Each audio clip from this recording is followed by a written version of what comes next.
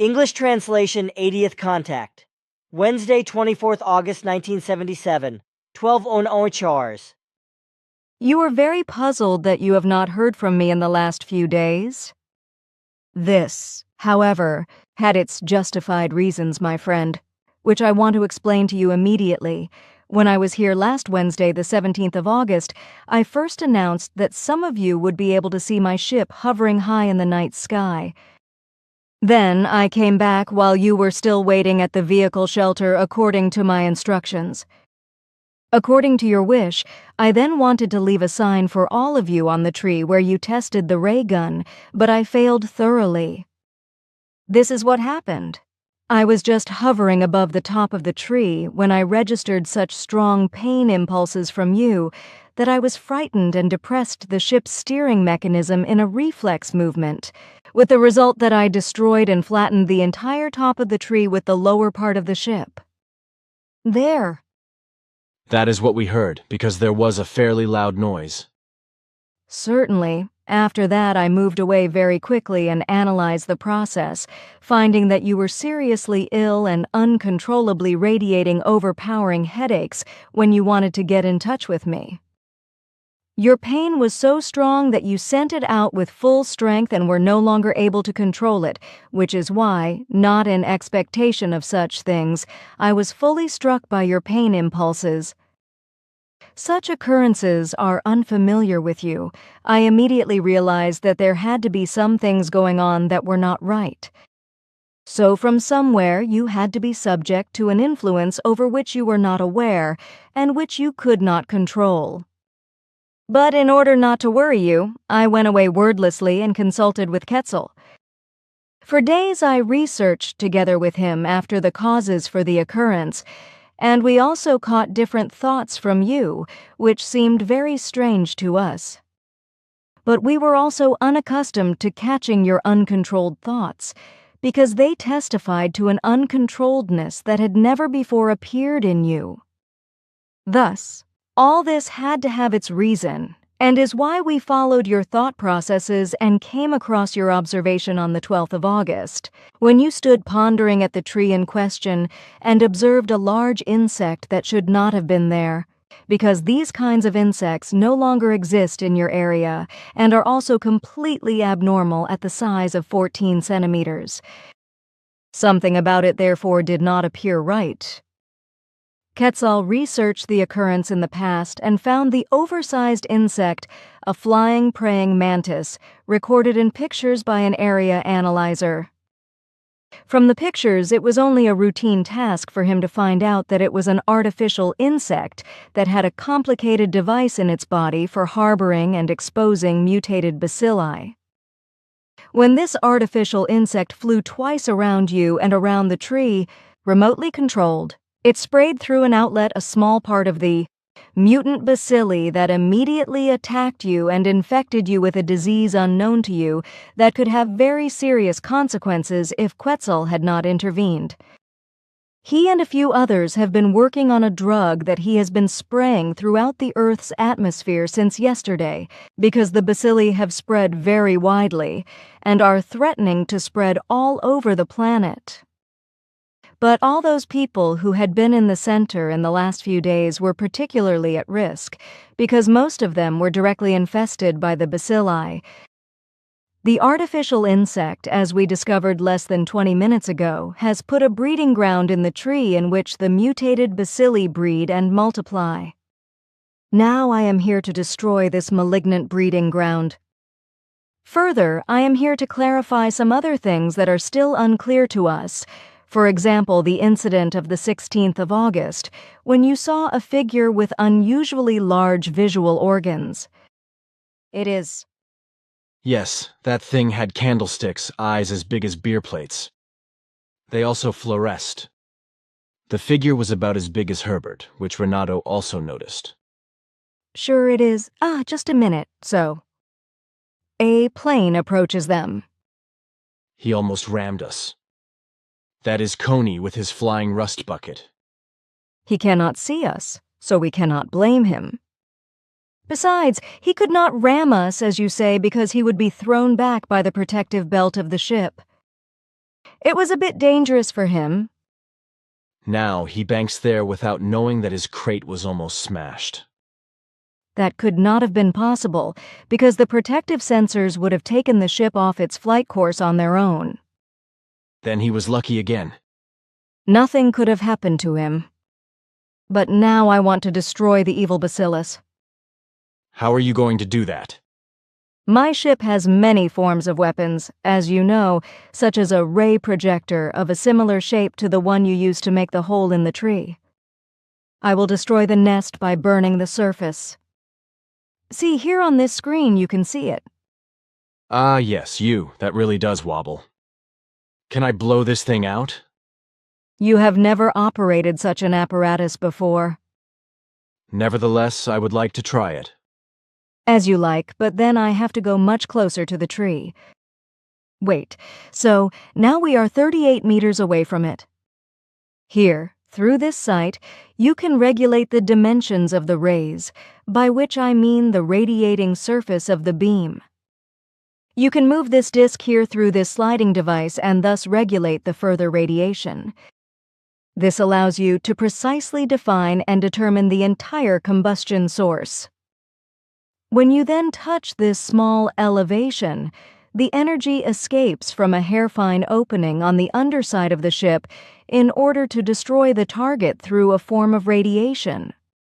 Here you can still regulate the strength of the combustion so that you do not hurt the tree any deeper. Now practice it for a few minutes by first going through the manipulations a few times in your mind. Well, girl, what are you doing there? I only check some functions of the ship now. My friend. Be careful. You have already triggered the beam. Of course, the bad thing has already disappeared. You did not follow my instructions and just aimed at the target, made the adjustments, and released the energy. Of course. I told you that you only... Is it somehow not right? Take a look before you get upset. Sure, yes, that was very good, only the beam was a bit too big. But it was very good.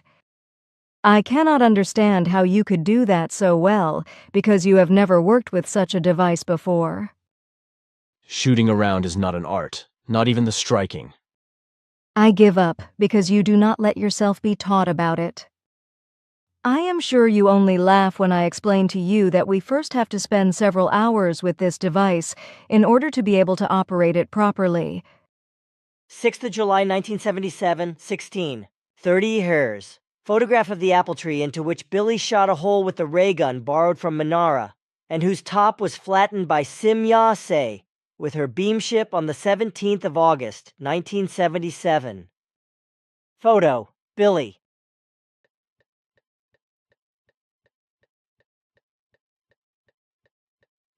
August 25th, 1977. 11A Torturer's photograph of the small apple tree after Simya Se had flattened the top with her ship on the 17th of August 1977.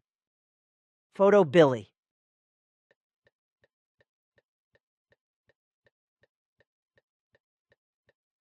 August 24th, 1977. 1203 Chars. Bullet hole of the Bacillus gun. Destroyed by Billy with Simya Se as beamship laser gun on the apple tree, which was henceforth only called the Simya Se tree. Photo Billy.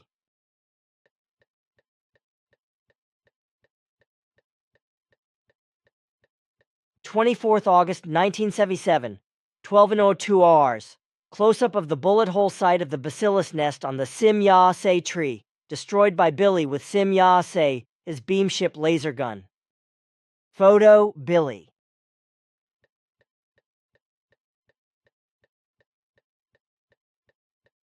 But you just come, sit down, manipulate the equipment and devices, and already you operate them as if you had never done anything else.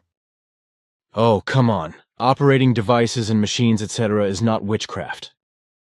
What is created by human beings can also be handled very easily with a little thought, whether it is this device here, or whether it is a flying apparatus, or anything else. You say that, certainly with justification, but only for yourself. Poppycock. Every reasonable person can see something. Listen to the necessary explanations, or think something, in order to draw the logical conclusions from it, and thus operate the devices or apparatuses, etc. correctly. It really does not need any more. A discussion about it is probably not correct, because in this respect you only assume that you are right. Therefore, listen to what I still have to explain to you. When It Cracks in the Apple Tree by Herbert Runkle, Germany.